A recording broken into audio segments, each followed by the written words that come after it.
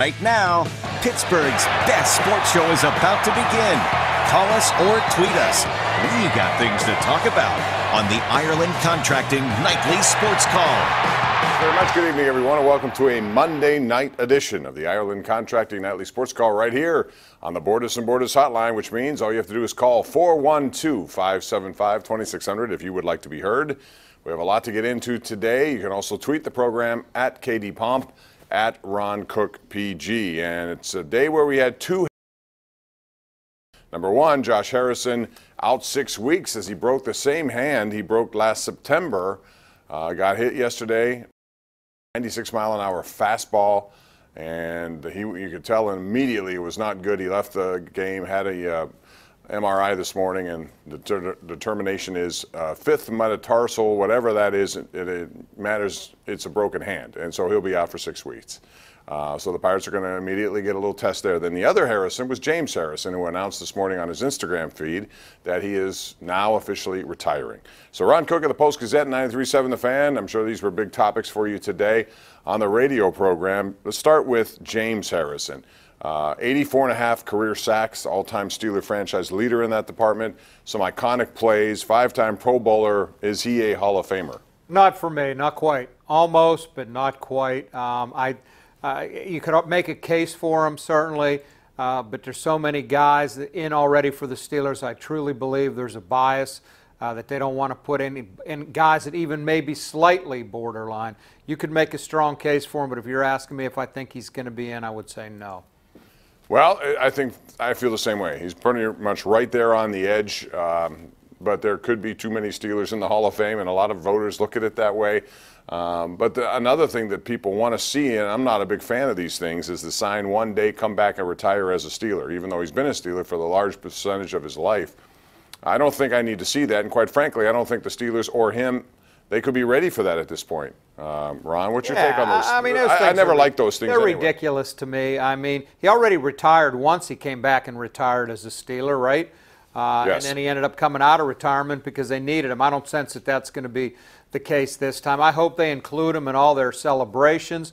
You know, this is 10 years this fall of the 2008 team that he was such a big part of in the Super Bowl, that he ran back the interception, and I hope they have a celebration. I hope he is back. I hope Troy comes back. I'm not sure there's any guarantee of that. Yeah, so far we haven't seen much of Troy, and we'll see what happens in that. But at this point, James Harrison, the all-time sack leader, has retired. He's 40 years of age, wants to spend more time with the kids. Josh Harrison on the DL, and that means he'll be gone, as I said, likely 6 weeks. Max Moroff was recalled, and the Pirates lost tonight 6-2 to a Colorado team. That's not bad, and they're playing without their best player, Nolan Arenado, who is serving a suspension. He originally appealed that. Now he's going through with it, and that's a big break for the Pirates, yet they couldn't stop those bats tonight. And Steven Brault, quite frankly, groove one to Trevor Story on a pitch that he shouldn't have, and he paid the price for it, Ron. It still hasn't landed, I don't think. They've gotten a break. You know, Rizzo didn't play in Chicago. He was on the disabled list. Now they don't have to face Arenado. You'd like to think they'll be able to do what they did in Florida over the weekend, bounce back and win the next two. Brault is just – they didn't want him in the rotation to start with. They were ready to go with Musgrove, and then he – had some more aggravation in his arm, and he still isn't ready to go. I don't know what they're going to do. I don't feel like Brault always gives them much of a chance to win. I didn't feel that way tonight. I thought Chad Kuhl would be a little further along than he has been. I really like Trevor Williams. You got to like Nova's okay for me. I really like Tyone. But Kuhl and Brault, I think, leave a little bit to be desired right now. Yeah, we'll see. They certainly need depth. Over the course of a long season, you're rarely going to get through with 5 or 6 starters. You're going to need multiple starters. Now, the Penguins, they were off today. The Flyers off today. Tomorrow, we'll get back to practice, and then they return to Philadelphia on Game 3 Wednesday night.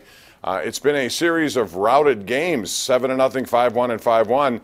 Matt Murray was outstanding yesterday, and he continues to, when they need him the most after losses, he steps up and plays his best hockey, Ron. It was terrific what he did yesterday. Without him, I don't think they win that game. It probably, by right, should have been 3-0 Philly in the first 20 minutes. Yeah, well, the first 5 minutes, forget the first 20.